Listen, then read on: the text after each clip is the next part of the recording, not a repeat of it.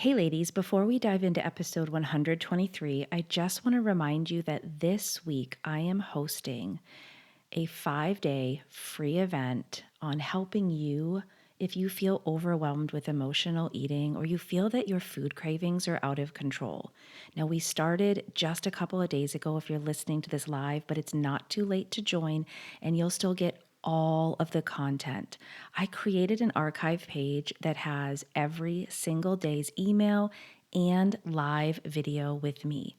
So head into the show notes or head to healthcoachforlife.com/emotional eating event. Join now and you'll have immediate access. All right, let's dive into episode 123. Welcome to the Health, Life, and More for Women podcast. This is a podcast for women who are ready to ditch diets, ditch the scale, and food guilt forever, and instead invite peace with food, body trust, and confidence in all of your choices. This show will shed some light on sneaky ways diet culture has infiltrated your thoughts, your family, and your well-being. I believe that no matter the episode, you'll walk away feeling informed, inspired, and encouraged. I'm your host, Jennifer D'Amato. I'm a certified intuitive eating counselor, coach, a mom of 4 daughters, a lover of all things pink, and I can't wait to dive into each and every episode with you. Let's dive in now. Something I had to learn pretty early on in my healing journey with food was that I needed to be okay not being okay. I had to be comfortable being uncomfortable. None of this sounds good. None of this sounds like, hey, sign me up. However, when I looked at emotional eating, when I looked at my cravings, when I looked at how I was feeling when I was eating, I noticed so often that I was trying to not be uncomfortable anymore, to not have to deal with or think about or be that emotion. I'm not sure anyone wants to feel anxious, wants to feel lonely, wants to feel even slightly depressed. It's not something we wake up in the morning and go, if I actually could deal with some anxiety today, if I could throw in some struggles with my emotions, I think it'll make for a well-rounded day. No, we want to avoid them. We want to do anything that we can do to not be uncomfortable. So one of the learnings, the lessons, the place I had to be willing to go was to actually be with my emotions, to sit with them, to allow them just to be present and not have to do anything. So, one important aspect of understanding your emotional eating is identifying what emotional triggers you have. Not everybody has the same ones. I, generally speaking, don't struggle with a lot of anxiety, especially now. The last couple of years, I noticed it was on fire. I'm not somebody who, once I left diet culture, I stopped having a lot of anxiety. And then, 2020 hit and hello, anxiety through the roof. And I'm not someone who generally struggles with it. But I identified it easier, I believe, within the context of that because I had done the work. But I am someone who struggles with boredom. That's an emotion. Could we just all get on the same page that boredom is an emotion? I'm somebody who actually can struggle at times with my anger, my frustration, and even a little bit of procrastination and stress. Like these are my top emotional triggers. I definitely benefit now from knowing how they show up in my life. Now, I'll tell you over the last couple of years when 2020 was kind of just really at the crux of so much information, so much unknown, and I did have anxiety. I could identify it. I allowed myself space to feel the anxiety and just be with it. But this is like the big but, like you need to get this one. There comes a point where I acknowledge I needed something and food calmed me. That's what it does. When you're anxious and you go to food, you feel calmer. That is a truth that we try to fight so hard.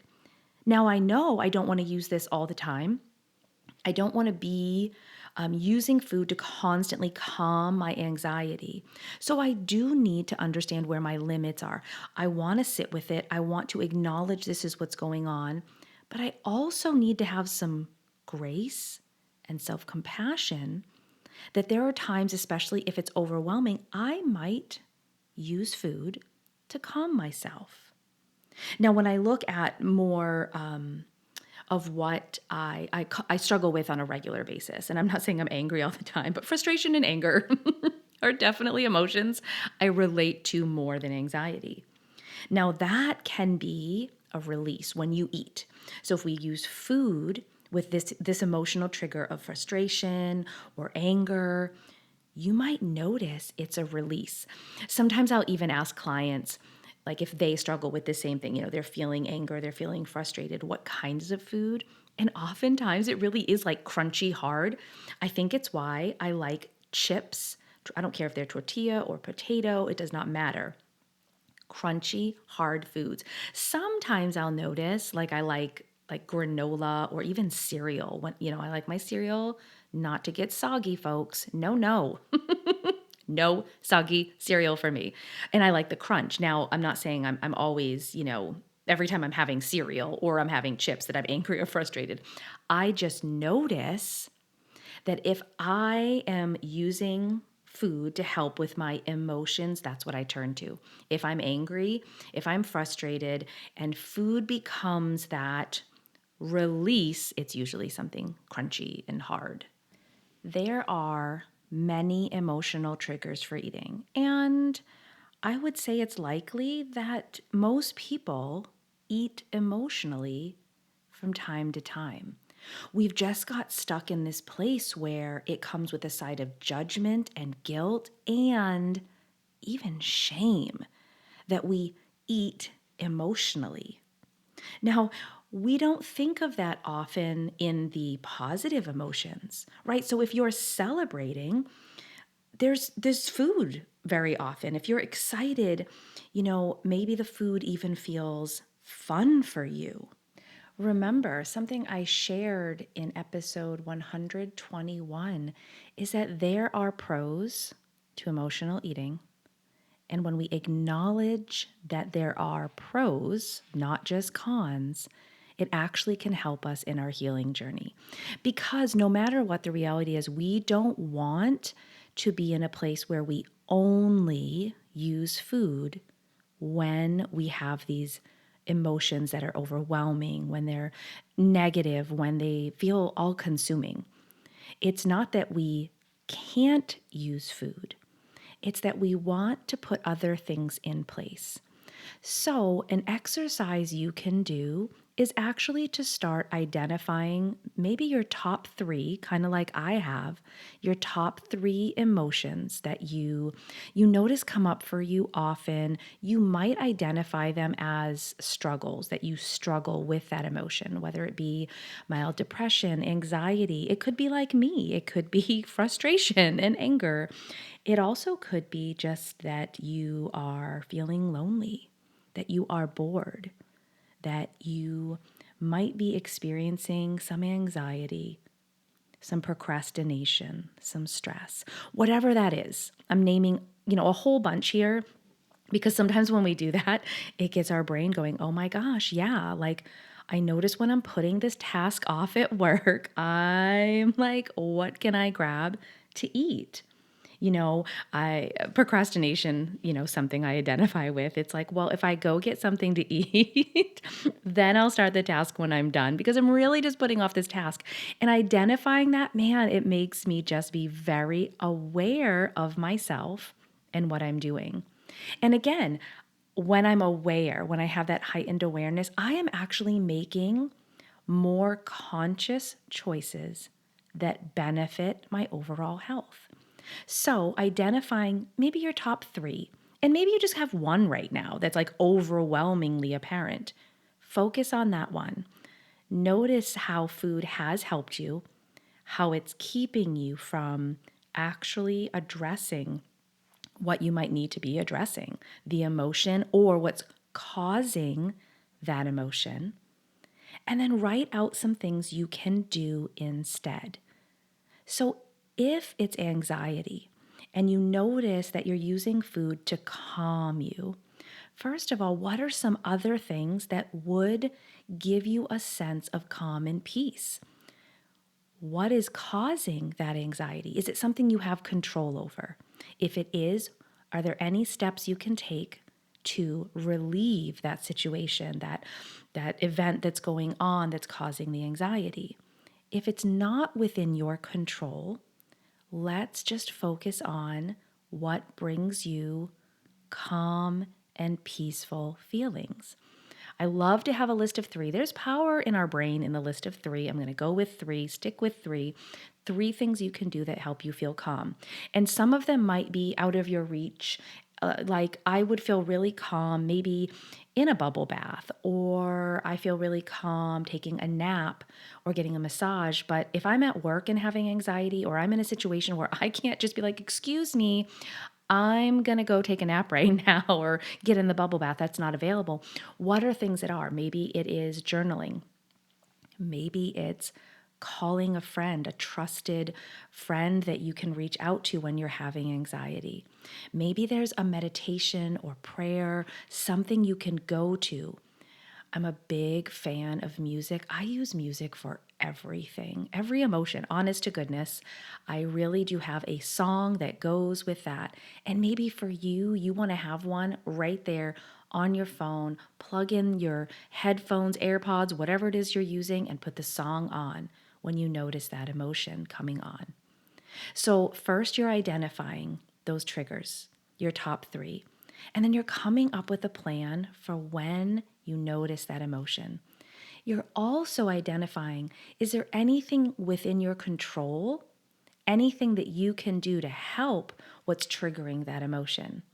I know for me, recently, with all these things I have going on, including the 5-day event I mentioned at the beginning of this episode, I have so many things on my calendar. I decided that instead of procrastinating, which I'm really, really good at, really good, too good, I needed to actually put things in place with time blocks. So I set time blocks for 1 week at a time of what I'm doing in the chunks of time around my client sessions, around my group coaching, around what I had going on, personally, to get everything organized. And I notice when I do that, I'm less apt to procrastinate because I will say, oh, I'll just keep going, grab another snack, get up, go to the kitchen, do that, and put it off and put it off. Do you see how that can work in our benefit? Now, if I'm hungry, I'm stopping everything I'm doing. I don't care where I am in the block, and I'm going to get something to eat. Honoring my hunger is my form of self-care, is what keeps me going. I have the energy to do the things. I actually have the energy when I honor my hunger to handle my emotions better. Oh, yes. I'm going to say again, if you're not part of the 5-day event, there's so many amazing things in this event. If you at all have noticed emotional eating feels overwhelming, or you just struggle with it, or you just don't want to struggle with it, and I would say including you feel like overwhelmed by cravings, which feel like emotional eating, join the event. Hop into the show notes wherever you're listening. Head to my website, healthcoachforlife.com/events emotional eating event. It's all like one word together. Get on that archive page. You can start right there at day 0 to 1, 2.